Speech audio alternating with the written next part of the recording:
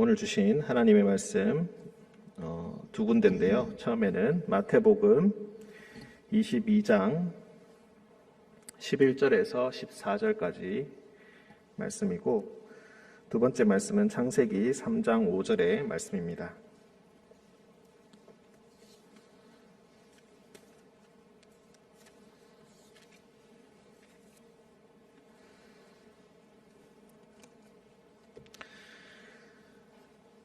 마태복음 말씀은 교독으로 읽고 창세기 3장 5절 말씀은 제가 읽도록 하겠습니다.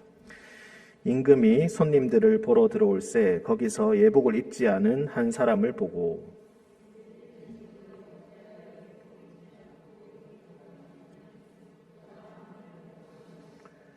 임금이 사환들에게 말하되 그 손발을 묶어 바깥 어두운 데에 내던지라. 거기서 슬피 울며 이를 갈게 되리라 하니라.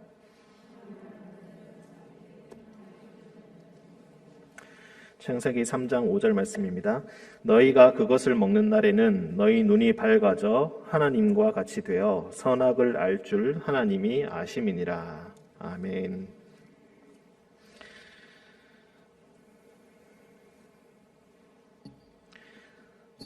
네, 담임 목사님께서 갑작스러운 사정으로 제가 대신 말씀을 전하게 되었습니다. 지금은 이제 사순절 기간을 우리가 보내고 있습니다. 사순절은 40일 동안 예수님의 순환과 죽음을 기억하는 가장 중요한 절기 중에 하나입니다. 이제 다음 주 주일 3월 28일 주일이 되면은 종려주일이 되고 또 고난주간이 시작되게 됩니다. 예수님께서 예루살렘에 입성하신 후에 단 며칠 만에 그 환영하던 무리가 변하여서 예수님을 십자가에 못 박게 됩니다. 그리고 금요일 날 우리가 성금요일 예배를 드릴 텐데, 성금요일 날 예수님께서 십자가에서 죽음을 당하시게 됩니다. 그리고 토요일이 지나고 주일 새벽이 되어서 예수님께서는 부활하시게 됩니다. 제자들이, 예수님의 여인들이 그리고 제자들이 무덤에 가서 본 것은 빈 무덤, 시체가 없이 비어있는 그 무덤을 보게 되었습니다. 그 새벽에 예수님의 부활을 기억하면서 우리는 그때 세례예식을 베풀게 됩니다. 초대교회 시대에는 토요일부터 밤을 새워서 기도했다고 합니다.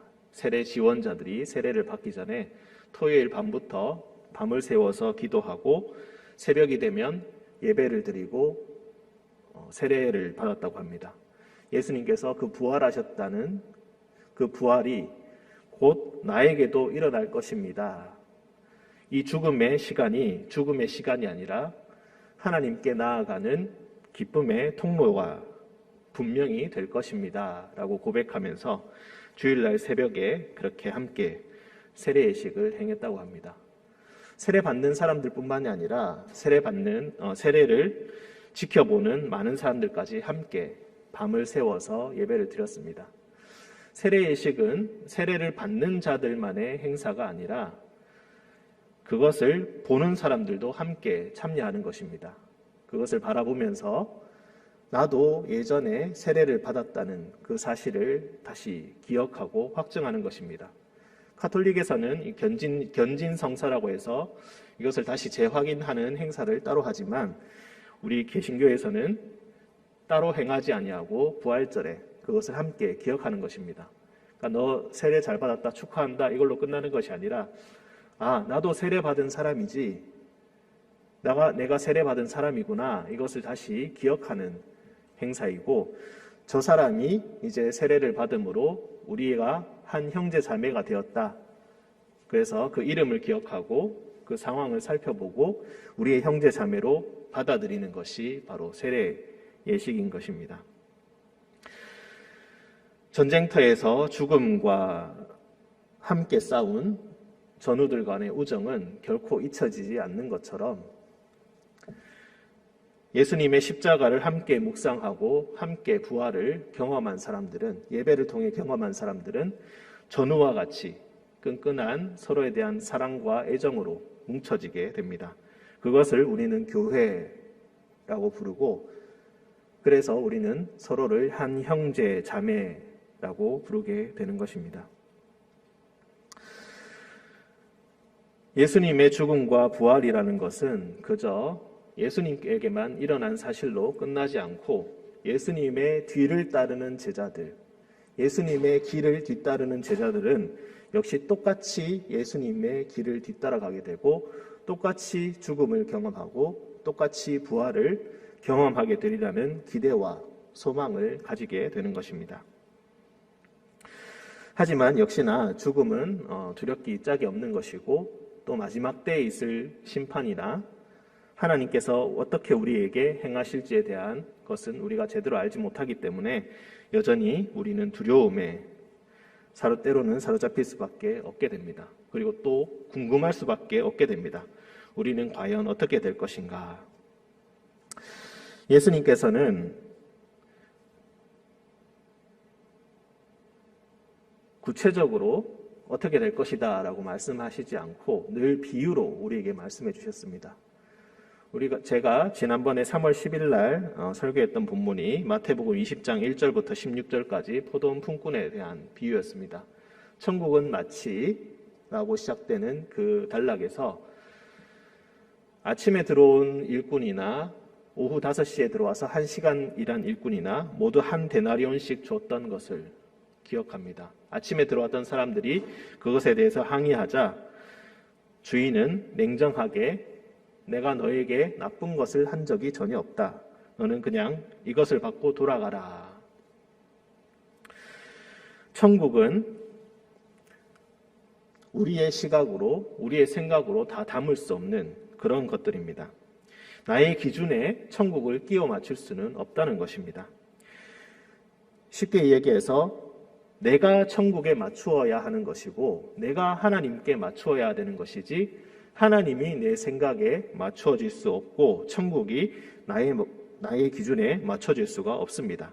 나는 철저히 하나님께 순종하는 존재로서 그분이 다스리시는 나라에서 천국의 방식을 따라 살아야 하고 천국의 방식에 합당하게 살아가야 될 것을 의미하는 것입니다. 우리의 계산대로 계산이 되지 않는 것이고 우리가 우리의 계산대로 보상을 요구할 수도 없는 것입니다. 그런데 여전히 우리는 이 세상을 살아가면서 우리의 기준을 버리지 못하고 천국이라는 것을 그리고 하나님을 우리의 멋대로 생각하고 우리의 기준에 따라 재단하려고 한다는 것입니다. 이것을 나의 척도, 나의 기준이라는 것을 구약 성서식으로 표현하자면은 선악을 안다라고 표현할 수가 있겠습니다. 창세기 3장 5절에 나왔던 그 선악과 사건을 우리가 생각해 보시면 되겠습니다.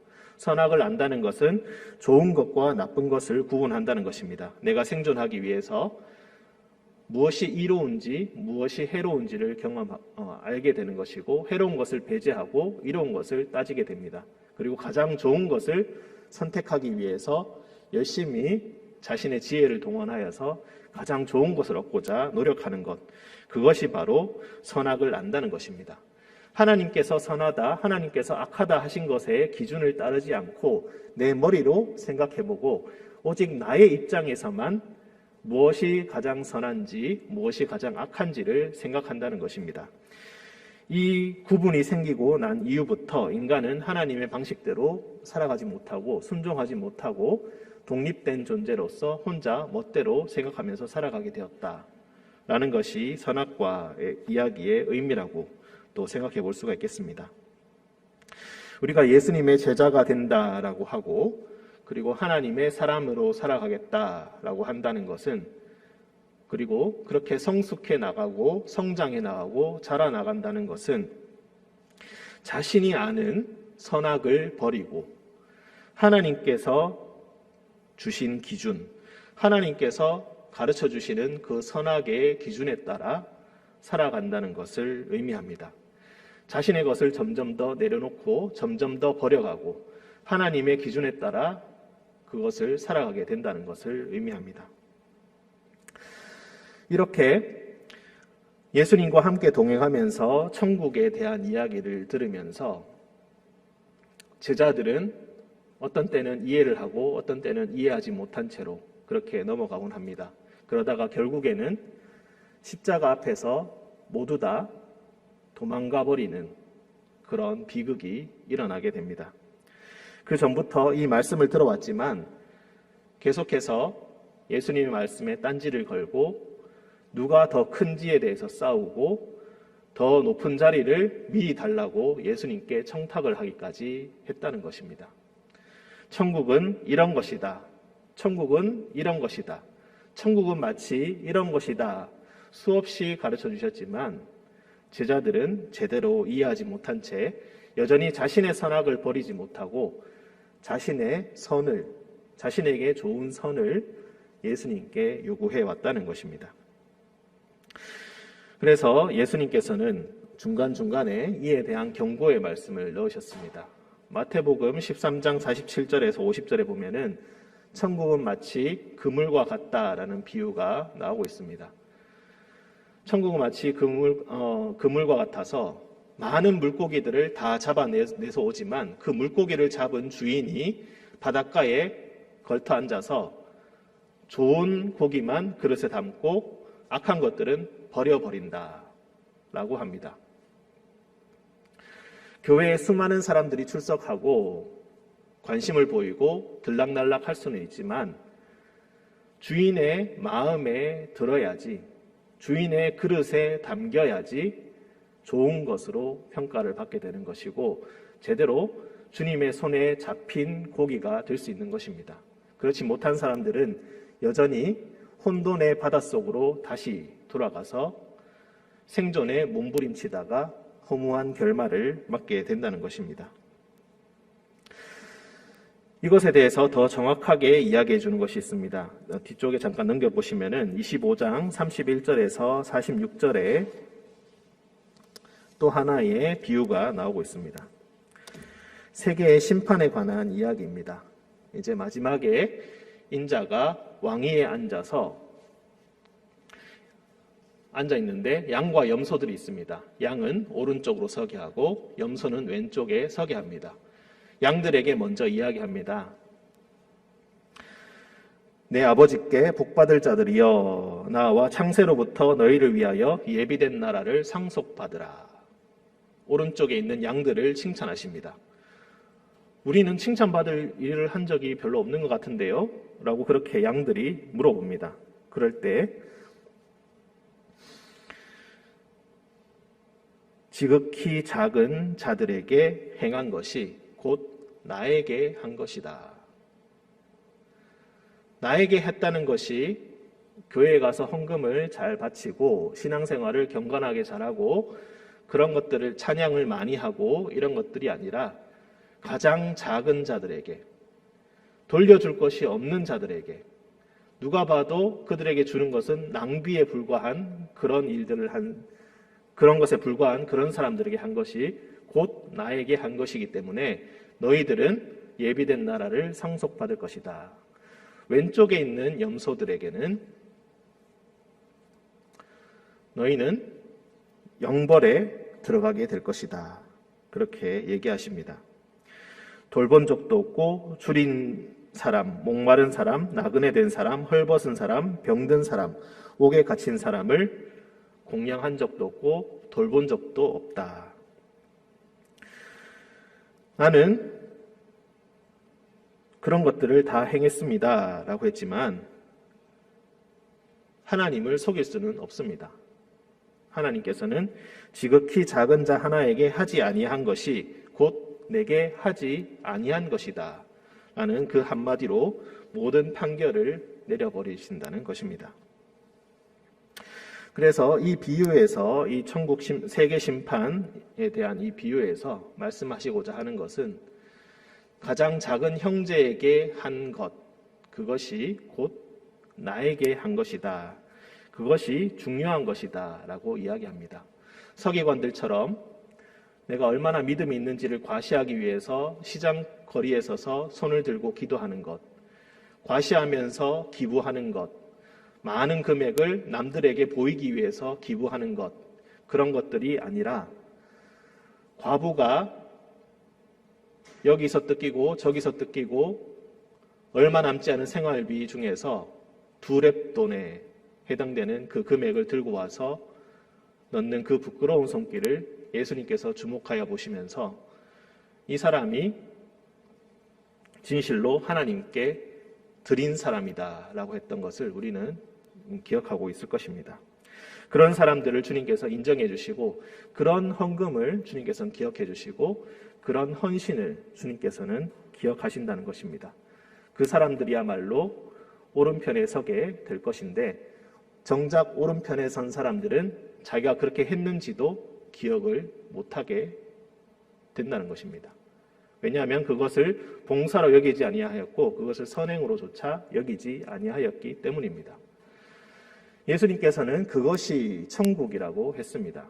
천국은 병이 없고 가난이 없고 고통이 없는 것을 이야기하는 것이 아니라 가장 작은 사람들, 가장 작은 나의 형제 자매들, 그 사람들을 감히 나에게 형제라고 부르고 자매라고 부르면서 나와 급이 맞지 않고 나보다 한참 모자른 사람이지만 그 사람들에게 나 형제 자매라고 겸손하게 손 내밀면서 자신이 가진 것을 아낌없이 나누는 사람. 하지만 그것을 나누면서도 나눈다는 의식조차 없고 되돌려 받을 생각조차 없는 사람들. 어떠한 보상도 보답도 기대하지 않는 사람들. 애초부터 하나님께서 나에게 주신 것이니 내가 주지 못할 이유가 어디 있겠는가라고 하면서 주는 사람들. 그 사람들이야말로 천국에서 살아가고 있는 사람들이라는 것입니다. 똑같이 병들고 똑같이 아프고 똑같이 가난하고 똑같이 늘 부족하지만 그런 것들을 해내고 있는 사람들은 이미 천국에서 살아가고 있는 사람들이다. 그 사람들은 미래에도 주님 다시 오셨을 때 천국에서 살아가게 될 것이다. 그러니 미래에서 천국에서 살 생각만 하지 말고 지금 천국을 살아라. 내가 여기 와서 너희들에게 가르쳐 주는 것은 바로 이것이다. 지금 천국을 살아라. 그렇게 예수님께서는 말씀하고 계십니다. 오늘 말씀 다시 한번 보도록 하겠습니다. 22장 11절에서부터 14절의 말씀. 이것도 역시 22장 2절에 보시면은 22장 1절에 보시면 다시 비유로 대답하여 이르시되 천국은 마치 라고 시작합니다. 그래서 어떤 임금이 이제 자기 아들의 혼인을 축하하면서 혼인 잔치를 열게 됩니다. 그래서 사람들을 모아오게 되는데 사람들은 전부 다 바쁘다는 이유로 전부 다 이 잔치에 오지 않습니다. 밭에 가서 일해야 됩니다 라고 하러 가고 자기 사업하러 가야 됩니다 하러 가고 또 어떤 사람들은 심지어 종들을 잡아서 모욕하고 죽이기까지 합니다. 나보고 왜 오라고 하는 것이냐 라고 하면서 죽이기까지 합니다. 그래서 그 임금은 그 왕은 그 살인한 자들을 진멸하고 내거리 길에 나가서 사람을 만나는 대로 초대해오라고 합니다. 그렇게 초대해서 혼인잔치에 손님이 가득하게 되었는데 11절에서 그 왕이 다시 한번 손님들을 살펴봅니다. 그 손님들을 살펴보면서 예복을 입지 않은 한 사람을 보고 왜 예복을 입지 않고 있느냐? 근데 그 사람은 아무 말도 하지 못합니다. 그래서 왕은 자기의 부하들을 시켜서 그 사람을 손발을 묶어서 쫓아내버리라고 이야기합니다. 청함을 받은 자는 많되 택함을 받은 자는 적다라는 이 말씀과 함께 그 사람은 쫓겨나게 됩니다. 천국은 마치 잔치와 같은 것입니다. 그런데 마냥 좋은 잔치가 아니라 그 잔치에 들어가기 위한 예복을, 그 잔치에 합당한 예복을 준비해야 된다라는 것입니다. 천국은 마치 그저 공짜로 마음껏 즐길 수 있는 무료 티켓이 아니라 그에 합당하게 살아갈 준비가 되어 있어야 된다는 것입니다. 그 잔치에 들어갈 자격이 있어야 된다는 것입니다. 자격이 어떤 것인지는 이미 앞에서 다 말씀드렸습니다. 그 예복을 갖추지 않는 사람은 설령 그 잔치에 들어왔다 하더라도 그 잔치에서 쫓겨나게 될 것이다. 천국에 들어가기만 하면 모든 것이 끝날 줄 알았는데 천국에 들어갔는데도 불구하고 예복을 입지 않았다는 이유로 쫓겨나게 된다는 것입니다. 참 무서운 말씀이 아닐 수가 없겠습니다. 이 예복이라는 것은 생각보다 쉽지 않아서 결코 우리의 뜻대로 꾸며낼 수는 없는 것입니다. 때로는 우리가 살아가면서 좋은 사람인 척 사람들을 속일 수는 있습니다. 어쩌면은 자기 자신마저도 속일 수 있습니다. 나 정도면 괜찮지 않나? 내가 어때서? 라고 자기 자신까지도 속일 수는 있습니다. 하지만 마지막에 가서 하나님을 속일 수는 없습니다. 그래서 우리는 이 세상을 살아가면서 어쩌면은 착각 가운데 살아갈 수도 있다는 것입니다. 난 이미 예복이 준비되었어. 난 천국에 들어갈 자격이 있어. 내가 들어가지 못하면 누가 들어가겠어? 라고 생각하지만 정말로 우리가 그 잔치에 들어갔을 때 주인의 눈이 두려워서 피해 다니지는 않을런지, 마치 몰래 들어온 사람처럼 주인의 눈을 피해서 도망다니고 있지는 않을지, 그런 염려가 앞설 수밖에 없겠습니다.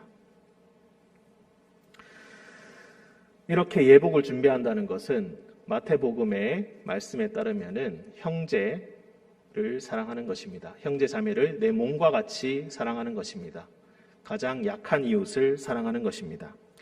그런데 우리는 이 형제를 사랑하는 데 있어서 아주 많은 애를 먹습니다. 형제는커녕 사실 가족들과도 사이좋게 지내지 못하는 것이 우리의 현실이 아니겠습니까? 어떻게 하면은 우리가 싸우지 않고 정말로 형제를 사랑할 수 있게 될까요? 형제를 사랑한다는 것은 그 사랑이란 말이 주는 좋은 어감과는 반대로 매우 힘든 것 같습니다. 저에게도 마찬가지 일입니다. 때로는 그런 것들이 너무 힘들어서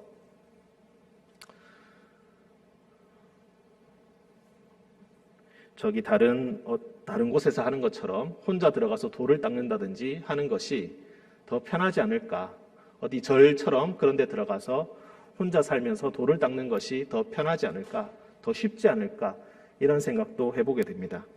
사람을 만나고 그 사람을 있는 그대로 받아들이고 있는 그대로 사랑하는 것이 얼마나 힘이 든지,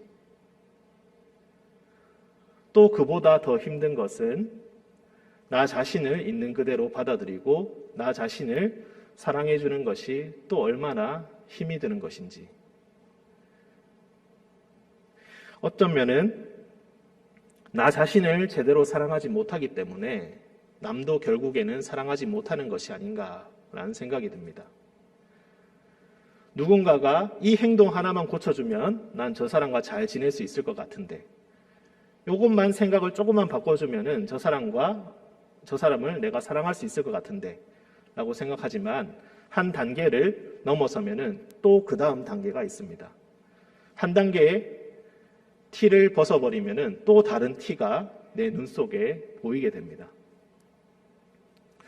예수님께서 산상수훈회에 말씀하실 때 7장 1절에서 5절에 보시면은 형제를 비판하지 말라라는 그런 말씀을 하십니다. 우리 한번 찾아보겠습니다. 7장 1절에서 5절 말씀.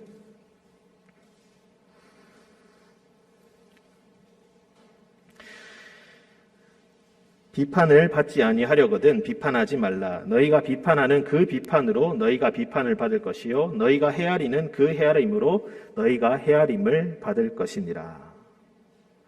이 말씀이 어찌 보면은 요즘에 제가 묵상하면서 하는 생각은 이런 것입니다. 내가 남들이 나를 비판하는 소리가 듣기 싫으니까 비록 잘못된 것이 눈에 보여도 내가 그냥 참고 넘어가야겠다. 그래야 내가 욕을 안 해야 남도 나를 욕을 안 하겠지라고 생각을 하는데, 이것을 조금 다르게 생각을 해보자면은, 내가 남을 판단하는 그 기준으로, 나의 기준으로 남을 판단하게 될 때에 결국 그것이 나도 나 자신을 돌아볼 때 그렇게 보게 된다는 것입니다. 남에게 높은 기준을 적용시킬 때 그 비판이 결국에는 나 자신에게도 돌아오게 되고, 남이 나를 욕하지 않는다 할지라도 내가 나 자신을 용서하지 못하는 그런 상황에 빠져들 때가 생기게 된다는 것입니다. 결국에는 내가 남을 미워하고 그 미워하는 마음이 지옥불처럼 내 마음에 불이 붙어서 타들어가고 있을 때에 그 불에 고통을 받는 것은 남들뿐만이 아니라 곧 나 자신도 그 불에 가장 심하게 고통을 받게 된다는 것입니다. 예전에 재밌는 이야기를 들은 적이 있습니다. 어떤 우리 교회 이야기는 아니고 어떤 전도사님의 이야기를 들었는데, 그 전도사님이 자기 어머니께 이렇게 얘기했다고 합니다. 어머니, 매일마다 그 새벽기도 나가시는데 그 어머니가 항상 그 전도사님께 이렇게 얘기했다고 합니다.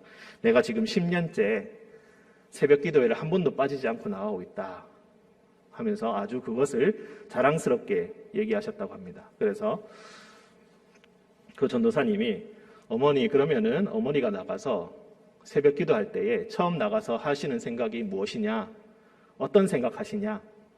이렇게 물어봤다고 합니다. 물론 그것은 이미 예전에 들은 것이 많기 때문에 그런 것을 물어봤겠죠. 그래서 어떤 생각을 하시냐? 뭔 생각을 하냐? 그냥 기도하는 거지. 아니, 분명히 그 전에 무엇인가 생각을 하시는 게 있으실 거라고 그렇게 이야기합니다.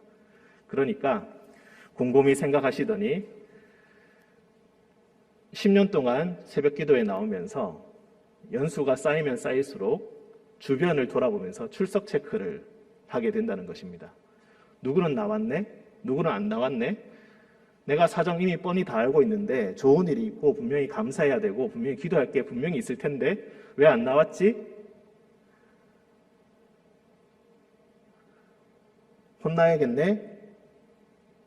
이런 생각을 무의식 중에 하게 된다는 것입니다. 왜 이렇게 기도를 안 하는가? 왜 이렇게 교회에 기도가 없는가라고는 불평, 불만도 아울러 생겼다는 것입니다.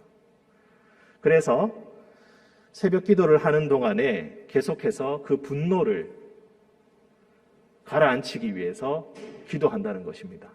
그 분노를 가라앉히기 위해서 말씀을 듣고 있다는 것입니다.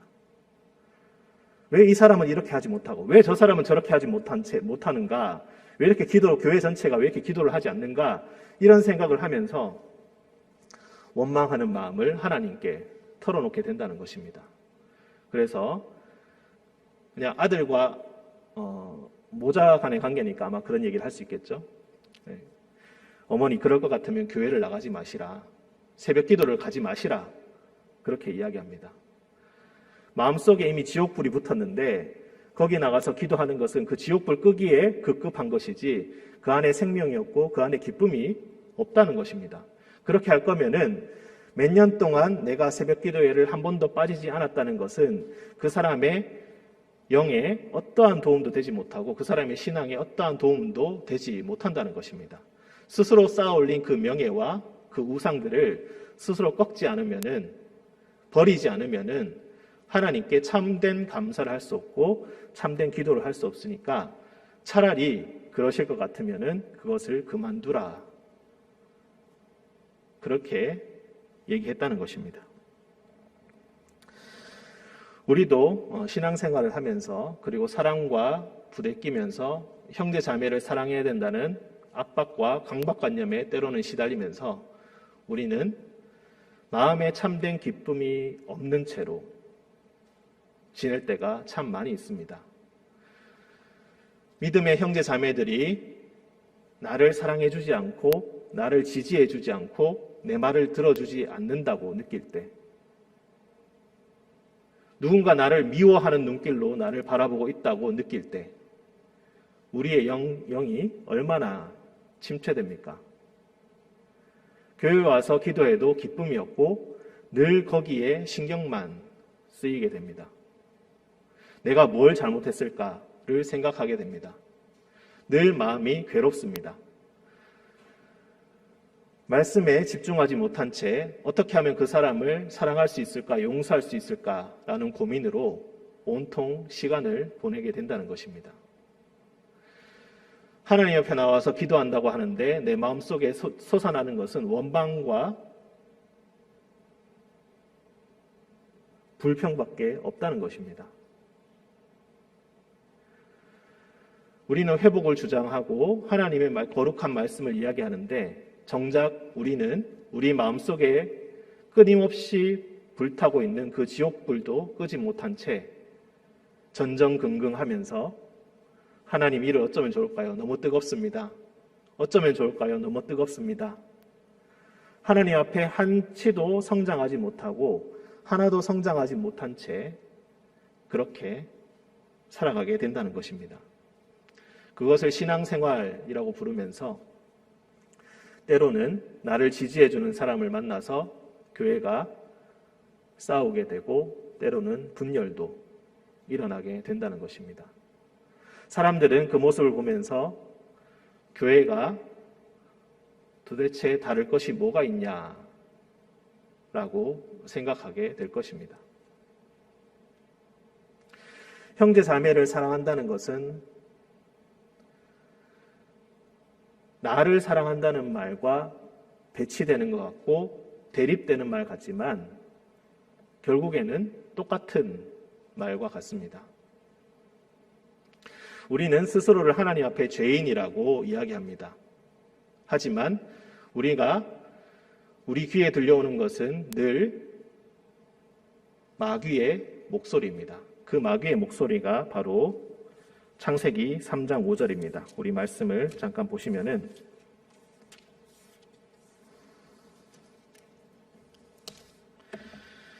뱀이 여자를 유혹하고 있습니다. 선악과를 먹자고 유혹을 하는 것입니다. 너희가 그것을 먹는 날에는 너희 눈이 밝아져 하나님과 같이 되어 선악을 알 줄 하나님이 아심이니라. 선악과를 먹자고 유혹할 때 쓴 것이 무엇입니까? 너희가 하나님과 같이 될 것이다 라는 것입니다. 아무런 결점이 없고 완전한 존재가 될 것이다. 스스로를 완전한 존재라고 착각하면서 살아가게 되는 것. 그것이 바로 가장 큰 교만이고 가장 큰 잘못입니다. 그런데 우리는 우리 스스로가 그런 존재라고 부지불식간에 생각하고 살아간다는 것입니다. 그런 마음이 우리 안에 있기 때문에 우리는 우리의 잘못을 절대로 인정할 수가 없습니다. 그런 마음이 있기 때문에 부끄러운 마음부터 들지만 부끄러운 마음이 들어서 무화과 잎을 엮어서 옷을 입고 그리고 하나님께서 물어보실 때 저 사람의 잘못입니다. 난 잘못한 게 없습니다. 난 완전한 사람입니다. 난 죄인이 아닙니다. 나는 죄에 억울하게 엮였을 뿐이지 나의 책임은 하나도 없습니다. 그렇게 주장한다는 것입니다. 하지만 나의 책임이 없다고 끊임없이 남에게 변명하고 남에게 그 책임을 떠넘긴다 할지라도 그 사람은 완전해질 수는 없습니다. 오히려 남은 것은 죄책감과 두려운 마음, 피하고 싶은 마음, 그런 것밖에 마음에 남지 않는다는 것입니다. 완전하지 않음에도 불구하고 스스로를 완전하다고 여기는 그 생각들이 스스로에 대한 잘못을 인정하지 못하고 스스로의 책임이 없다라고 주장하게 된다는 것입니다. 마귀의 목소리는 너희들이 죄가 많다라고 하는 것이 아니라 너희에게는 죄가 없다라고 얘기하는 것입니다. 너희들에게는 책임이 없다라는 것입니다. 너에게는 아무런 책임이 없고 어쩌다 보니까 휩쓸려서 그렇게 된다는 것입니다. 자신의 행동과 자신의 말에 어떠한 책임도 지지 않고 그저 일어난 일들을 보면서 내 잘못은 아니니 그저 지켜보자 하는 것이 잘못의 시작이고 죄의 시작이라는 것입니다. 가장 큰 죄의 시작이 되는 것입니다. 예수님께서는 그것을 도와주시기 위해서 우리의 뒤에 걸려있는 십자가를 지셨습니다. 자신을 부인한다는 것이 어떤 것이겠습니까? 자신은 불완전한 존재라는 것을 인정하는 것입니다. 결점이 있다는 것을 인정하는 것입니다. 내가 결점이 있고 내가 부족한 점이 있다는 것을 인정할 때에 남도 부족한 점이 있다는 것을 그대로 인정할 수 있게 됩니다. 남도 부족한 것이 있다는 것을 인정하고 그것을 나의 잣대로 평가하지 않을 수 있게 되는 것입니다. 우리는 하나님께 모든 것을 맡긴다라고 하면서 때로는 이 말을 굉장히 심각하게 오용합니다. 하나님께 모두 다 맡겼으니 내 책임은 더 이상 없고 나는 더 이상 속죄할 것도 없고 더 이상 사람들에게 사죄할 필요도 없고 책임을 질 필요도 없다. 하지만 실제로는 그렇지 않습니다. 실제로는 임금 되신 주님께서는 살펴보시면서 그 예복을 입고 있는지 입고 있지 않은지를 살펴보신다는 것입니다. 스스로 그 예복을 준비하고 있는지를 보신다는 것입니다. 스스로 자신의 인생에서 행동과 그 말에 책임을 지고 떳떳하게 있는 그대로 솔직하게 용서를 구하면서 그렇게 살아가고 있는지를 보고 계시고 주변 사람들에게도 그렇게 하고 있는지를 보신다는 것입니다. 그러니 교회가 거룩한 영향력을 미친다라는 이 말을 좋은 모습만 보인다라고 생각을 해서는 절대 안 될 것입니다. 오히려 잘못이 있다면은 그것을 철저히 뉘우치는 모습을 보여주고 그것을 고치는 모습을 보여줘야 합니다. 우리가 불완전한 존재고 우리도 연약한 존재고 때로는 어쩔 수 없이 나쁜 일에 엮였지만 때로는 책임을 져야 된다는 것을 깨닫고 마땅히 책임을 져야 된다는 것입니다. 그렇지 않을 때에 세상의 사람들은 결코 진정성을 느끼지 못하고 계속해서 우리의 잘못만을 들춰내게 될 것입니다.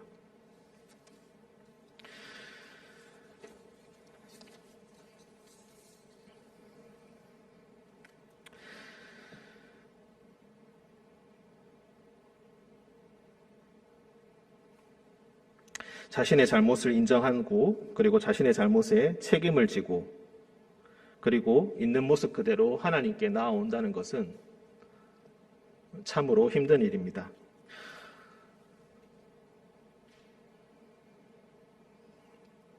사실 이것은 누구에게 한 말이 아니라 바로 저에게 해당되는 말이고 그리고 저를 향한 하나님의 말씀입니다. 누군가가 잘못했다고 이야기하는 것이 아니라 바로 나에게 주시는 하나님의 말씀입니다. 비판받지 아니하려거든 비판하지 말라라는 이 말씀을 욕먹지 않기 위해서는 남을 욕하지 말고 무던하게 잘 지내라라는 말씀으로만 잘못 이해해 왔던 것입니다. 잘못이 있다면은 사과를 하고 잘못이 있다면은 책임을 지고 그렇게 하는 것이 바로 가장 빠르게 하나님께 용서를 받는 길이고 그리고 가장 건강해지는 길이고 하나님 앞에서 더욱더 온전한 사람이 되는 길일 것입니다. 혹시라도 이 말씀이 여러분의 삶에 도전이 된다면은 하나님의 말씀으로 받아들여지시는 거룩한 일이 있으시기를 간절히 기원드립니다. 함께 기도하겠습니다.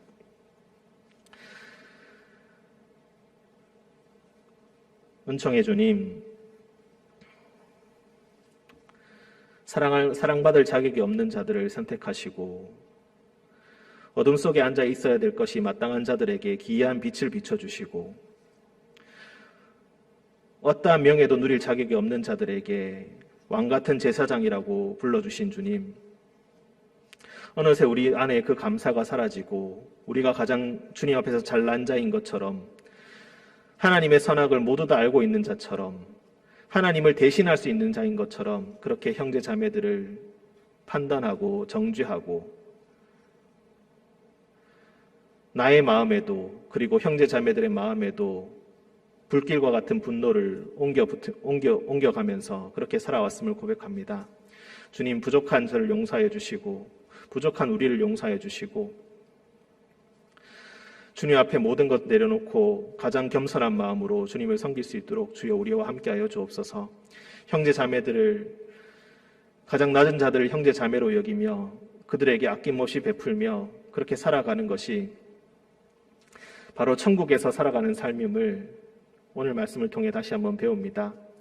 미래에 있을 천국에 대비하고 투자하는 것이 아니라 지금 당장 하나님의 명령을 받아들이고 지금 당장 하나님의 뜻에 따라 살아가는 하나님의 나라에서 천국에서 살아가는 삶을 우리가 오늘 살아가게 주님께서 도와주시고 그 사는 삶 가운데서 오직 주님께서만 주시는 은밀한 기쁨과 은밀한 소망이 우리 안에 가득 차게 하여 주옵소서.